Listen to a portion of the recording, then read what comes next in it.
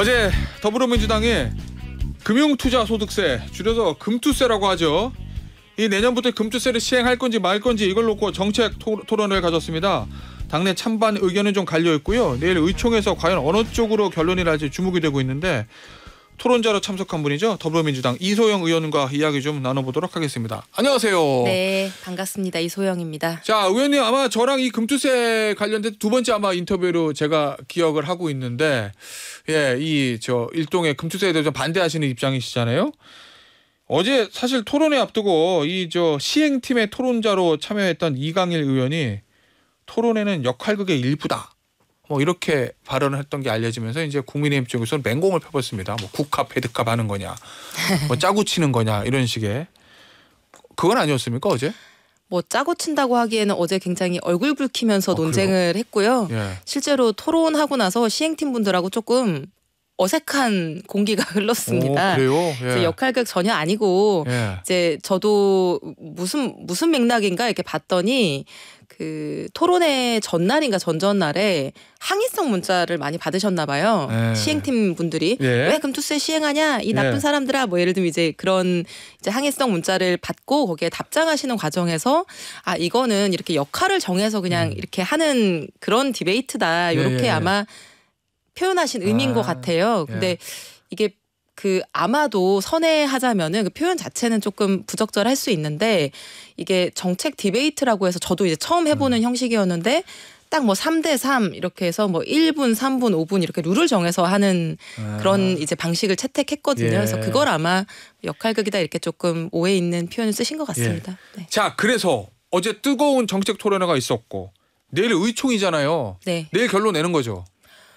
내일 결론 낸다는 얘기는 사실 저는 직접 듣진 못했는데 언론을 통해서는 그렇게 얘기가 나오더라고요. 저는 빨리 내야 된다고 생각합니다. 왜냐면 이제 10월이니까 사실 이런 것들이 선행 반영되잖아요.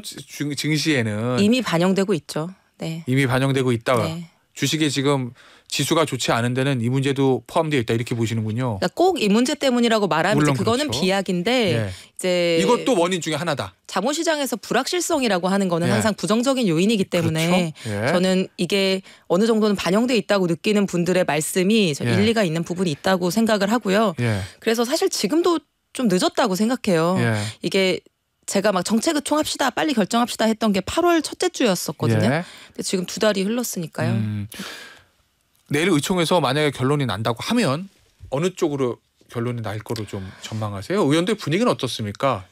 개인적인 예측을 물으신다면은 저는 어제 그 토론회를 통해서 유예 쪽으로 확실히 기울었다고 느꼈습니다. 왜냐하면 어제 한 2시간 정도 토론했고요.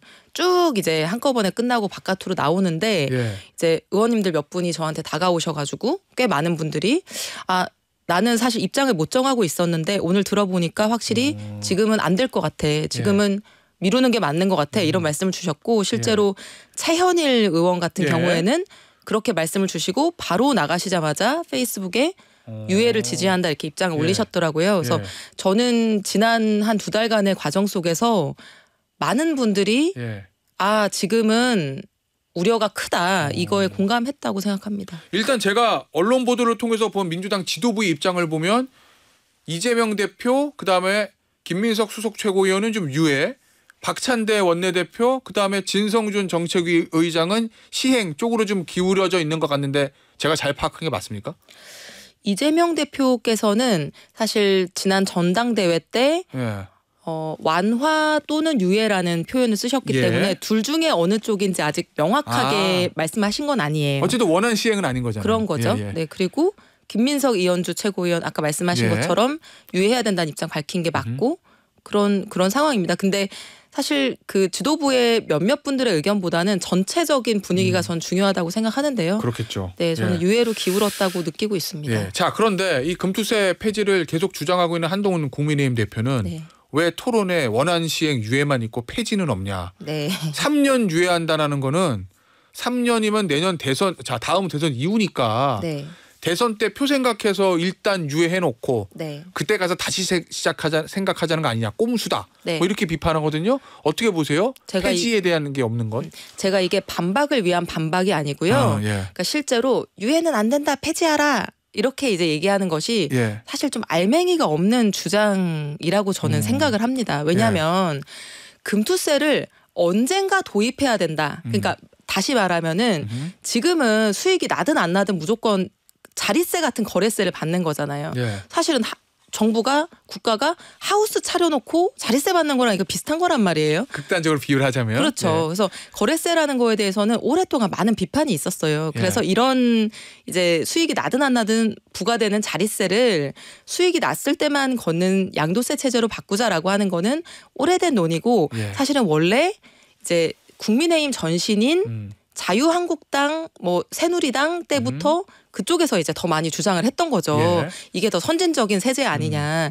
근데 이제 사실 문제는 언젠가 막 우리 증시가 지금 2,500 정도 되는데 그게 5,000 가고 뭐 6,000 가고 1만 간다. 그럼 그때도 양도세 하지 말자고 주장하는 사람은 저는 국민의힘에서도 없을 것 같아요. 누구도 없을 것 같아요. 다들 그래 그럼 우리도 미국처럼 가자 이렇게 동의가 될 것 같은데 문제는 지금 우리 증시가 전혀 선진적인 증시가 아닌데 선진세금 도입하자고 하는 게 문제인 거거든요. 그러니까 결국은 지금 국민의힘이든 민주당이든 누구든지 간에 시기적인 상황론을 얘기하고 있는 거는 동일하다고 저는 이해해요. 지금은 그거를 금투세를 받을 만큼 우리가 체력이 좋지가 않다. 그렇죠. 증시가. 네, 지금 같은 증시에 세금까지 도입하면은 우리 증시가 무슨 매력이 있겠느냐라는 거에 대한 이제 공감대인 거잖아요. 이건 정당 정파의 문제가 아니라 그런 상황에서 이게 유예냐 폐지냐 하는 거는 사실은 법 기술적으로 지금 이미 시행 예정인 법안이 있는데 이거를 부칙을 개정해서 좀 밀어놓고 나중에 얘기할 거냐 또는 법안을 일단 폐기하고 나중에 재도입할 거냐 이제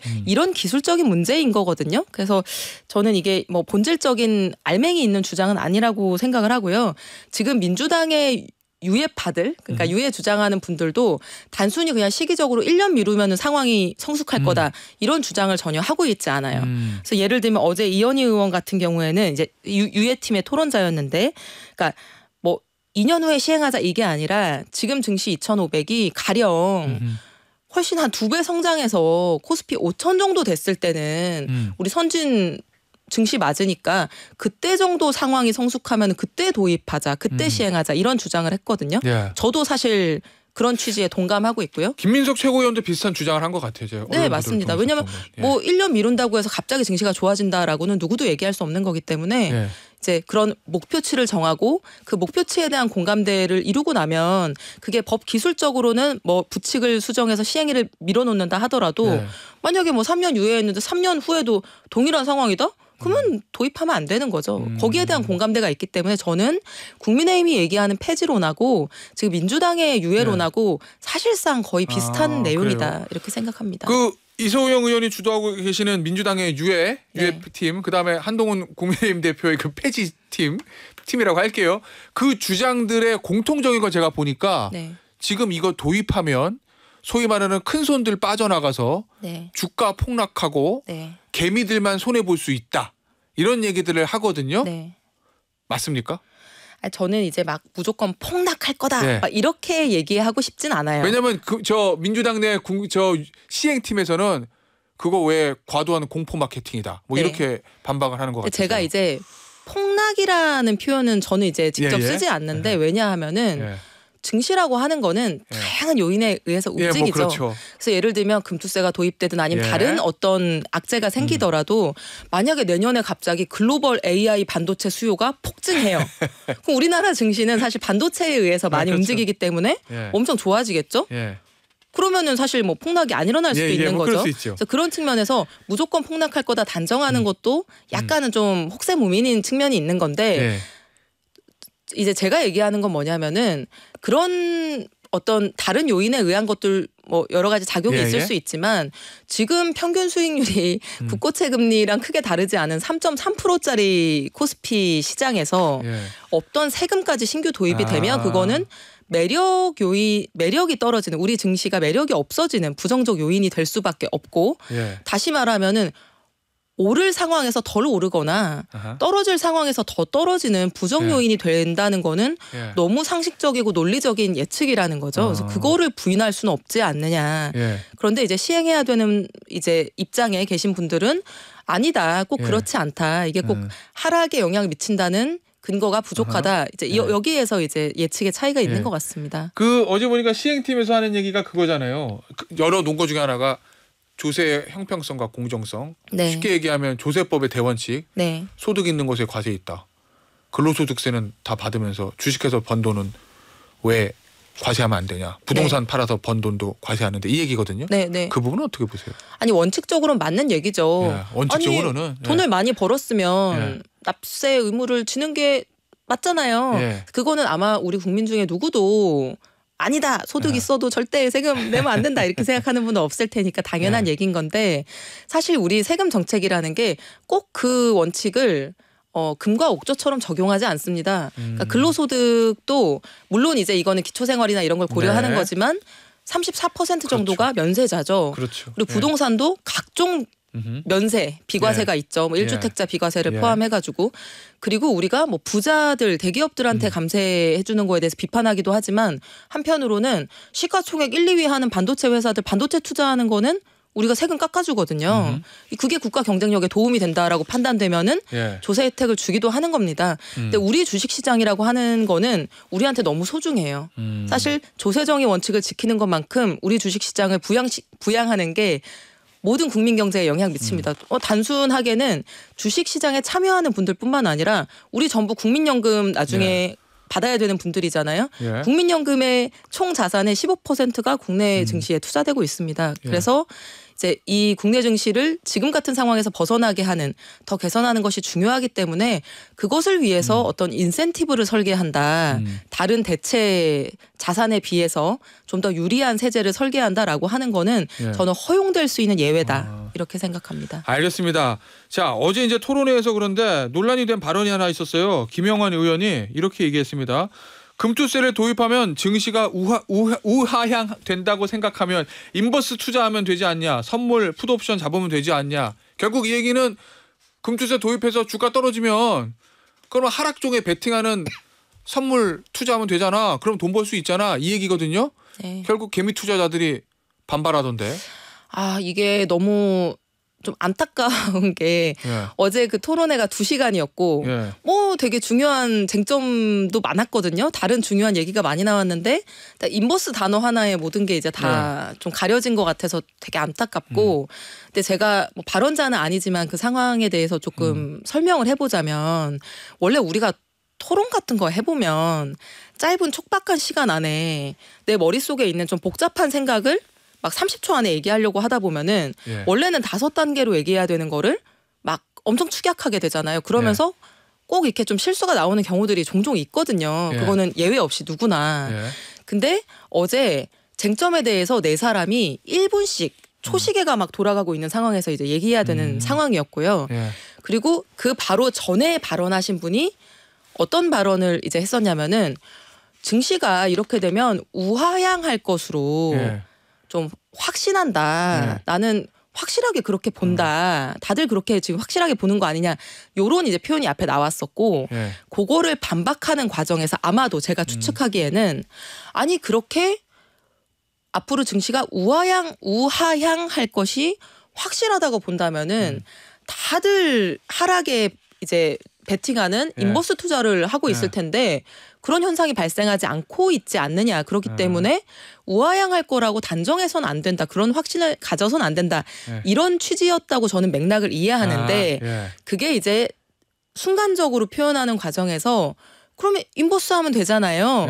이제 요렇게 잘못 좀 표현되다 보니까 그게 오해를 많이 유발한 것 같고 그 표현 자체는 굉장히 유의했어야 되는 표현이라고 생각합니다. 왜냐하면 그 굉장히 민감한 문제거든요. 그 인버스 투자라는 것 자체가 아니 우리 다들 동학개미라는 표현도 있었지만 우리 증시 어떻게 뭐 미국 가서 무슨 엔비디아니 테슬라니 투자하면 돈 많이 버는 사람들이 있는데 그럼에도 불구하고 국내 증시에 투자하시는 분들이 나름대로는 국내 증시에 대한 애정과 애국심에 기반해서 하시는 거거든요.